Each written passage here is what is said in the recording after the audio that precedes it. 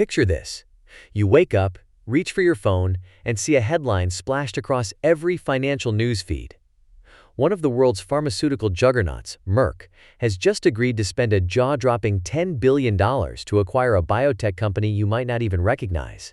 Most of us rarely stop to consider what's happening behind the scenes in big pharma, but today, this single move could set off a ripple effect through the entire medical industry and, ultimately, impact your own healthcare costs. Why? Because Merck, a century-old titan valued at well over $200 billion, is placing a multi-billion-dollar wager at a critical moment when its future is anything but certain. Let's back up and look at the bigger picture. Merck, for over a century, has occupied the summit of the pharmaceutical world, its name associated with life-saving breakthroughs and blockbuster therapies. One of its crown jewels is Keytruda, a revolutionary cancer immunotherapy that has generated nearly $20 billion in annual sales, a figure so vast it eclipses the entire GDP of some small countries. Each year, this river of cash has flowed into Merck's coffers, fueling research, development, and investor returns. But here's the looming challenge.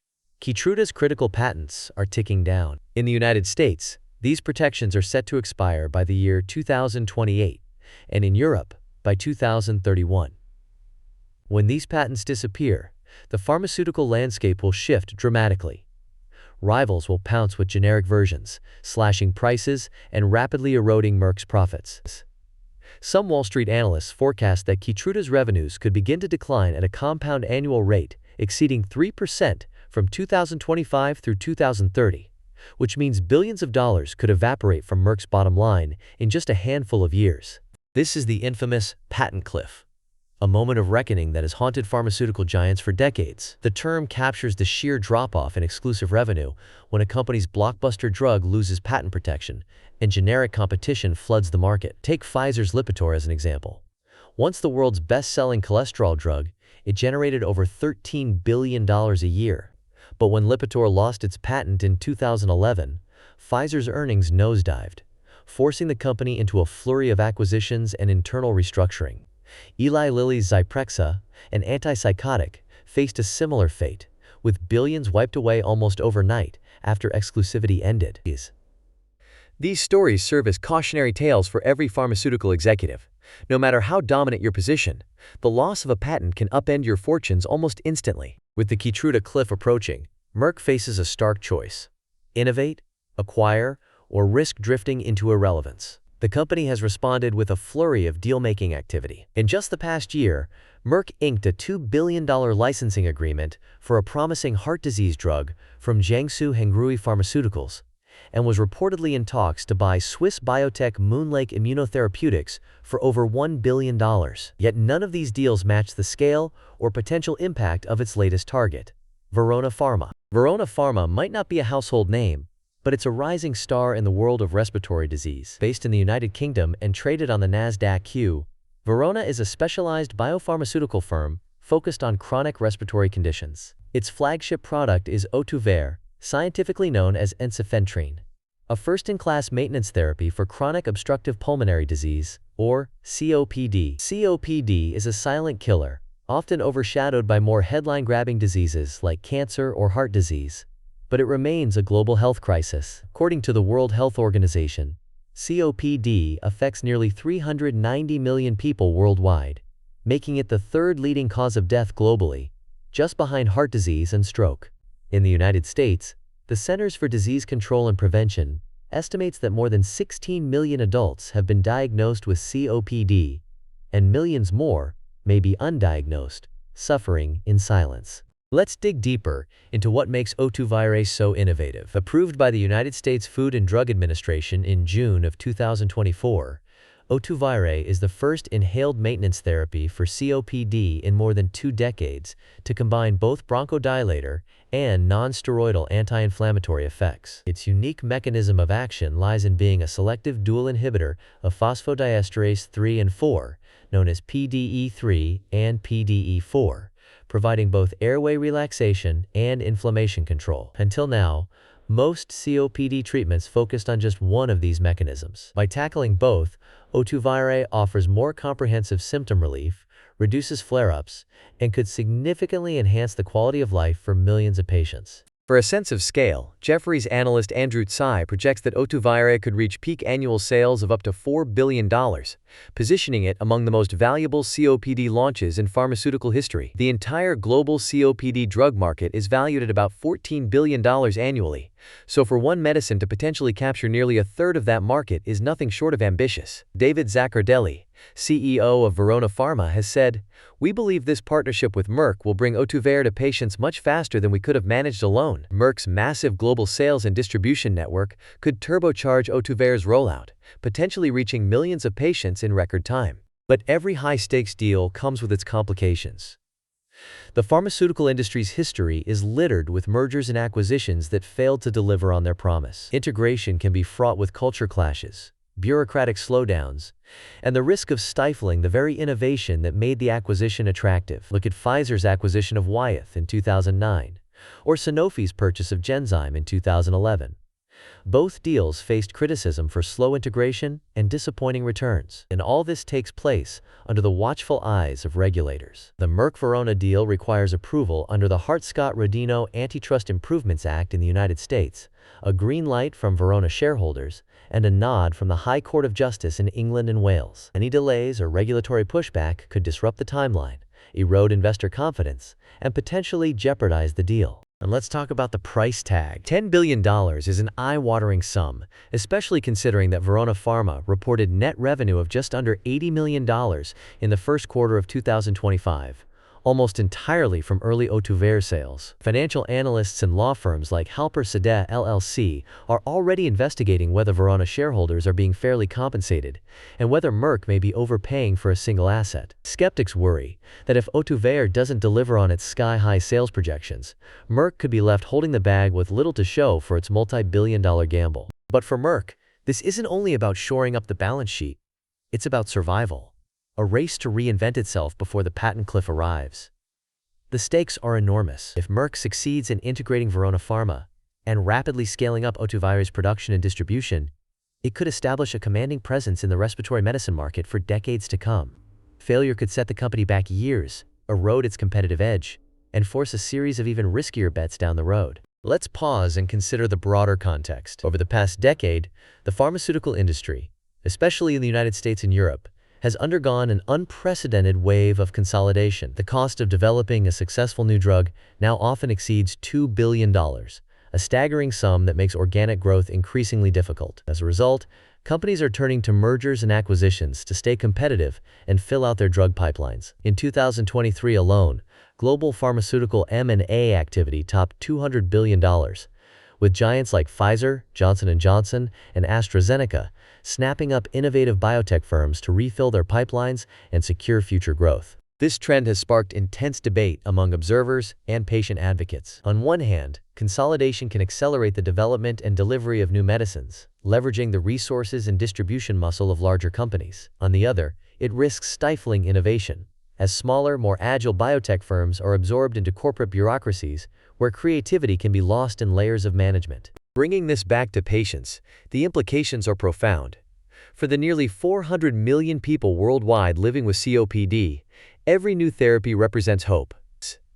COPD is a progressive, irreversible lung condition, most often caused by long-term exposure to cigarette smoke, air pollution, or occupational dangers like dust and chemicals. It is characterized by breathlessness, chronic cough, frequent flare-ups, and a relentless decline in lung function that can lead to severe disability, hospitalization, or even death. Existing treatments usually involve a complex regimen of inhalers, steroids, and sometimes oxygen therapy. Yet many patients still struggle with symptoms, frequent exacerbations, and a diminished quality of life. The arrival of Ohtuvayre, with its dual-action approach, could be nothing short of life-changing for millions. But innovation rarely comes cheap. In the United States, drug prices are a perennial hot-button issue, with new therapies often launching at price points that strain both insurers and patients.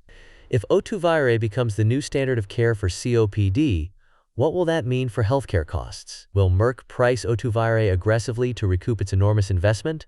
Or will competition and public scrutiny exert downward pressure on costs? The answers will have far-reaching impacts, not only on patients' wallets, but also on the broader healthcare system's ability to provide affordable care. Industry experts are split on the long-term implications of this deal. On the optimistic side, Analysts like Evan Seigerman at BMO Capital Markets see Ohtuvayre as a complementary therapy that could be bundled with other Merck respiratory products, strengthening the company's overall portfolio. Merck CEO Rob Davis has emphasized that Ohtuvayre complements and expands our pipeline, suggesting that this acquisition is part of a broader, long-term vision for respiratory medicine. Truist analysts predict there will be no significant antitrust hurdles, clearing the way for a smooth approval process and a potentially rapid integration. But others urge caution. Some fear that Merck's focus on plugging the looming Keytruda revenue gap could lead to tunnel vision, where short-term financial stability takes precedence over nurturing truly transformative innovation. We've seen this before in other sectors.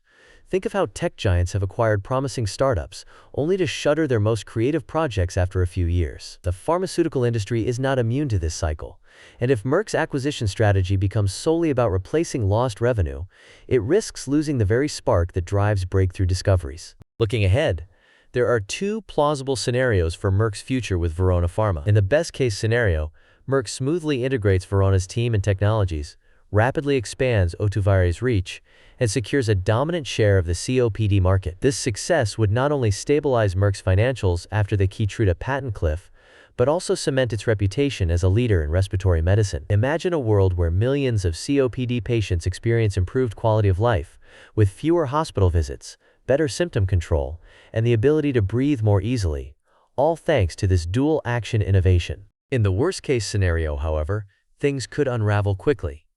Regulatory delays, integration hiccups, or disappointing real-world results could undermine Ohtuvayre's promise. If Merck fails to deliver, shareholders could revolt, the company's reputation could take a hit, and patients could be left waiting for the next breakthrough. The $10 billion bet could go down in history as a cautionary tale, joining the ranks of other ill-fated pharmaceutical deals that failed to live up to their potential. There's also the possibility that Merck's bold move sets off a new wave of consolidation across the pharmaceutical sector. If Merck demonstrates that acquiring innovative biotechs is the fastest way to survive a patent cliff, other industry giants may follow suit, leading to even fewer independent players and higher barriers to entry for new innovators. This trend could fundamentally reshape the competitive landscape, for better or worse, and influence the availability and affordability of future therapies. But beyond the business headlines and boardroom negotiations, let's not forget the human stories at the heart of this deal. For people diagnosed with COPD, every new therapy represents hope.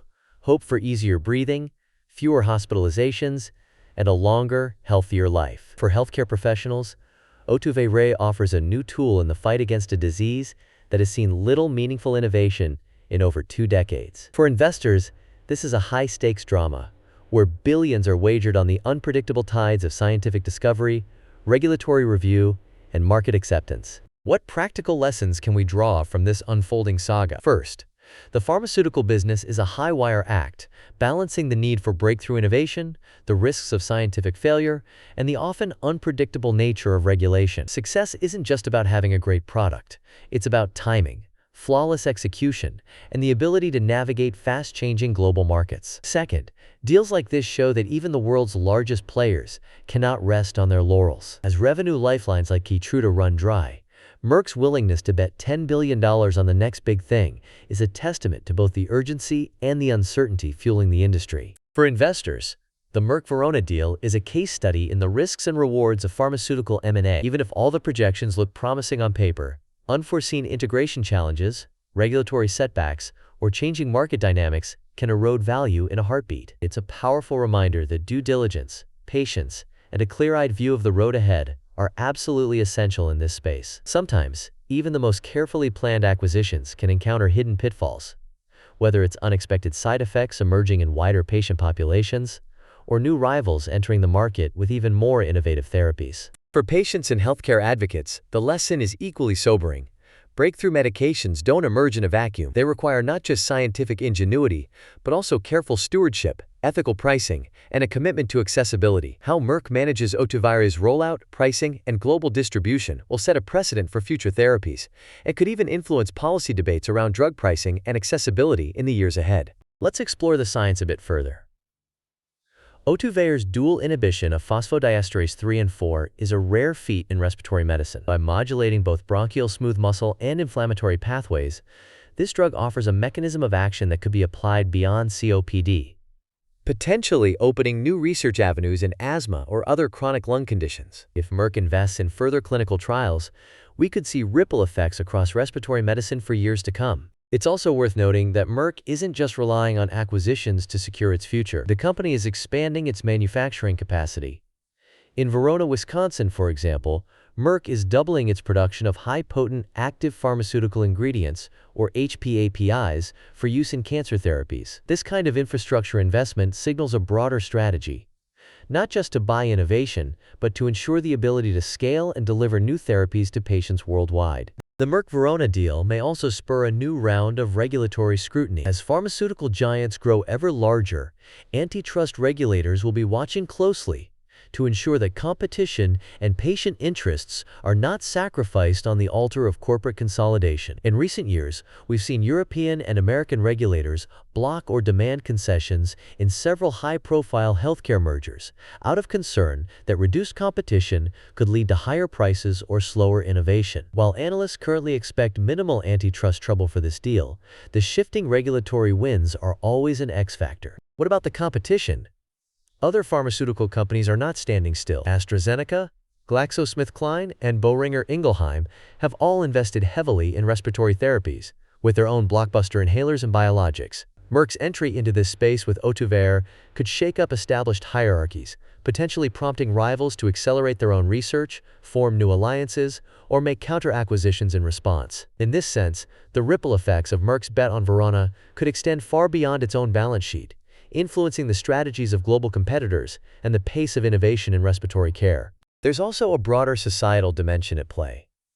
As populations age, the prevalence of chronic diseases like COPD is expected to rise. Urbanization, pollution, and lifestyle factors are driving up the global burden of respiratory illnesses, particularly in emerging economies, where access to advanced therapies is often limited. If Merck can leverage its global footprint to make Ohtuvayre accessible in lower and middle-income countries, not just in wealthy markets, could have a transformative impact on global public health. But doing so will require navigating complex pricing negotiations, regulatory hurdles, and infrastructure challenges unique to each region. So what's the bottom line? Merck's acquisition of Verona Pharma is a bold, high-stakes move, a calculated gamble with the potential to transform both the company and the future of respiratory medicine. Whether it pays off will depend not just on sales figures and quarterly earnings, but on the company's ability to integrate cultures, manage risk, and uphold its commitment to patients. If Merck leverages its commercial muscle and Verona's scientific expertise, it could dominate a vast new market and set a new standard for COPD treatment. But the road ahead is filled with obstacles, from regulatory hurdles to integration risks to the ever-present challenge of delivering real, tangible value to patients around the world. Here's an intriguing fact. Ohtuvayre is the first inhaled COPD therapy in over 2 decades to combine both bronchodilator and anti-inflammatory effects, a rare breakthrough in a field where progress has often been incremental. If Merck can bring this innovation to the masses, it could set a powerful new benchmark for what's possible in respiratory care. As we watch this story unfold, keep a close eye on the broader trends shaping healthcare, technology, and global economics. The race to replace expiring patents, the consolidation of industry giants, and the relentless push for innovation. All of these forces are at play in the Merck-Verona acquisition, and all will shape the future of medicine in ways we are only beginning to understand. If you want to stay on top of the biggest shifts in global pharma, technology, and economic strategy, be sure to hit that subscribe button and tap the notification bell so you never miss an update. What do you think? Is Merck's $10 billion gamble a masterstroke of strategic vision, or just another roll of the dice in the high-stakes world of global healthcare?